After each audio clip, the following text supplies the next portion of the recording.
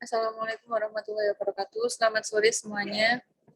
Perkenalkan, kami dari kelompok 3 Hukum Mata Kuliah Hukum Teknologi, dosen Pak Triantono, ingin mempresentasikan hasil diskusi kami dengan judul Tinjauan Undang-Undang Informasi dan Transaksi Elektronik dalam aplikasi stalkware atau cyberstalker atau biasa disebut dengan cyberstalking. Next. Kelompok kami terdiri dari Mbak Iyanda A'la Aulia, Mbak Nasyifa Septina, Mas Fikri Ardia, Mbak Miswara Kusumawati, dan saya sendiri, Salsabila Afida Wulandari. Untuk pertama, dibacakan oleh Mbak Miswara Kusumawati, dipersilahkan. Yang pertama ada pengertian. Menurut Black's Dictionary, Field Edition, cyberstalking adalah the act of threatening, harassing, of annoying someone through multiple email messages and through the internet as with the intent of placing the receipt in fear that an illegal act or an injury will be inflicted on the receipt or a member of the recipient familiar household. Atau yang dapat diterjemahkan menjadi tindakan mengancam, melecehkan, atau mengganggu seseorang melalui berbagai pesan email, seperti melalui internet, khususnya dengan maksud menempatkan penerima dalam ketakutan akan terjadinya tindakan ilegal atau tindakan yang dapat menimbulkan cedera pada penerima atau anggota keluarganya. Next.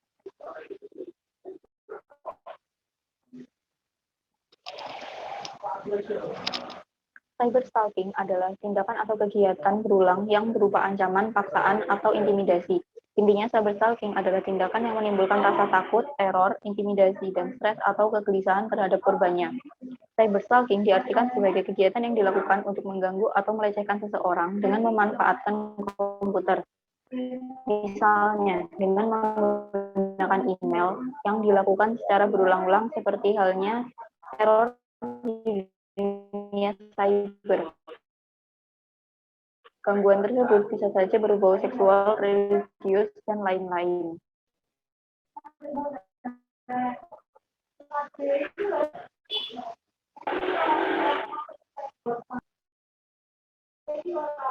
Peraturan Hukum, Undang-Undang Informasi dan Transaksi Elektronik, Undang-Undang Republik Indonesia Nomor 19 Tahun 2016 tentang perubahan atas Undang-Undang Nomor 11 Tahun 2008 tentang informasi dan transaksi elektronik pada pasal 31 ayat 1 sampai 4 melarang adanya tindakan mata-mata.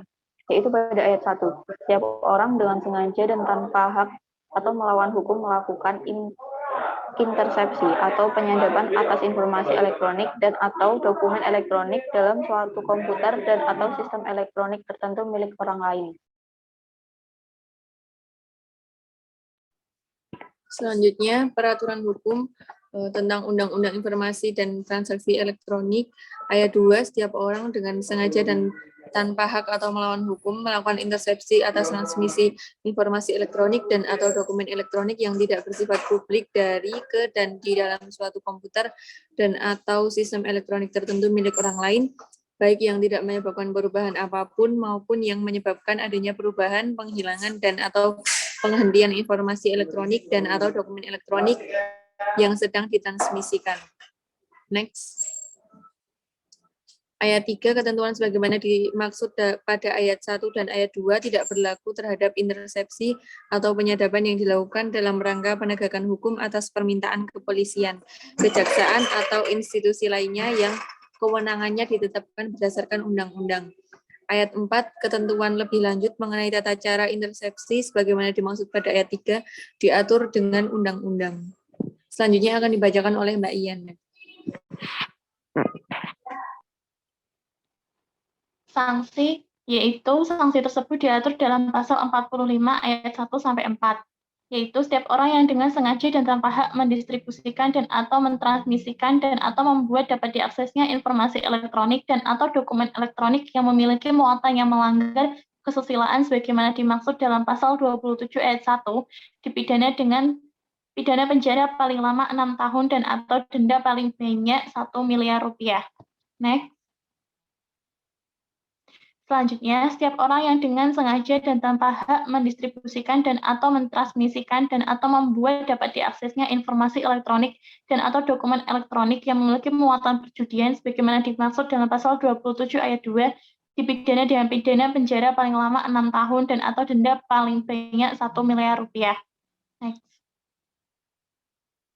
Selanjutnya, setiap orang yang dengan sengaja dan tanpa hak mendistribusikan dan atau mentransmisikan dan atau membuat dapat diaksesnya informasi elektronik dan atau dokumen elektronik yang memiliki muatan penghinaan dan atau pencemaran nama baik sebagaimana dimaksud dalam pasal 27 ayat 3 dipidana dengan pidana penjara paling lama 4 tahun dan atau denda paling banyak 750 juta rupiah.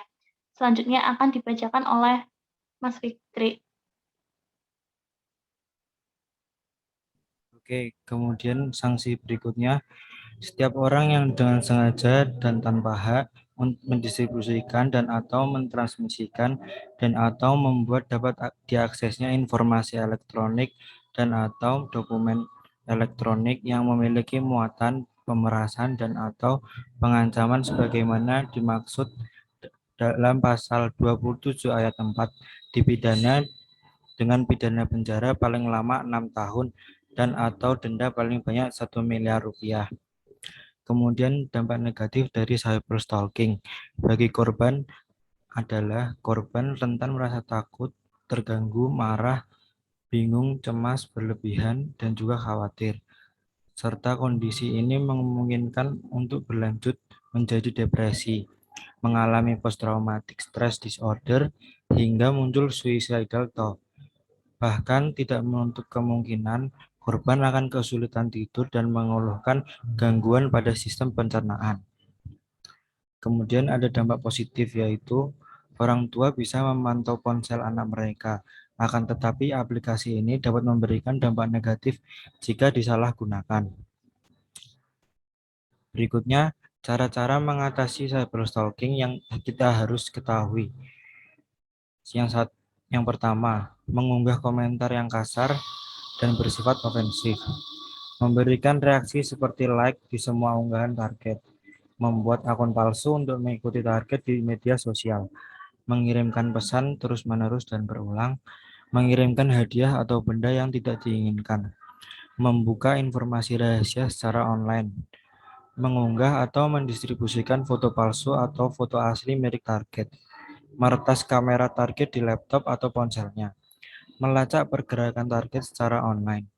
Menguntit target secara online dengan bergabung di forum atau grup yang sama.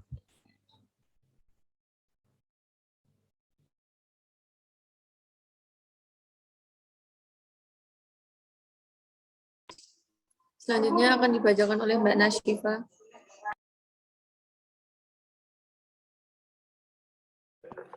Untuk menghindari cyber stalking, kita perlu melindungi diri kita dengan proteksi diri. Jangan mudah memberikan informasi data pribadi dan menyebarluaskan melalui media sosial. Kedua, laporkan kepada pihak berwajib jika menjadi korban cyber stalking. Maka yang harus dilakukan adalah melaporkan kepada pihak yang berwajib dengan menyertakan bukti screen capture. Next. Kesimpulannya, cyberstalking merupakan tindakan sebagai model penguntitan dunia maya untuk mencari informasi personal, meneror, bahkan untuk melecehkan seseorang. Tidak sedikit orang-orang yang dengan akun anonim mengambil atau mencuri foto orang lain dipergunakan untuk hal yang tidak baik. Bahkan pada level yang paling parah, para pelaku bahkan sampai tahu tempat tinggal di mana dia bekerja serta aktivitas dia sehari-hari. Umumnya motif yang dilakukan para pelaku bermacam-macam. Biasanya pelaku melakukan hal tersebut karena didasari rasa suka yang berlebihan atau tidak rasional, sehingga melakukan kejahatan yang tidak dapat dipertanggungjawabkan. Next.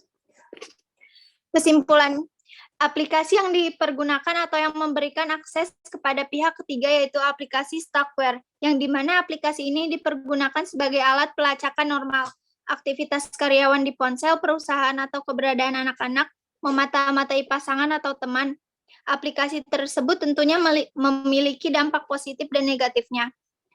Dampak positifnya yaitu orang tua bisa memantau ponsel anak mereka, akan tetapi dampak negatifnya jika disalahgunakan untuk hal yang tidak baik, hasil dari kejahatan tersebut akan menghasilkan dampak yang negatif terhadap korban, seperti timbulnya kecemasan, merasa ketakutan, dan lainnya. Untuk menghindari hal-hal yang tidak diinginkan, kita perlu waspada, yaitu dengan cara menjaga privasi atau data diri kita untuk tidak disebarluaskan melalui media sosial dan melaporkan kepada pihak yang berwajib dengan menyertakan bukti screen capture.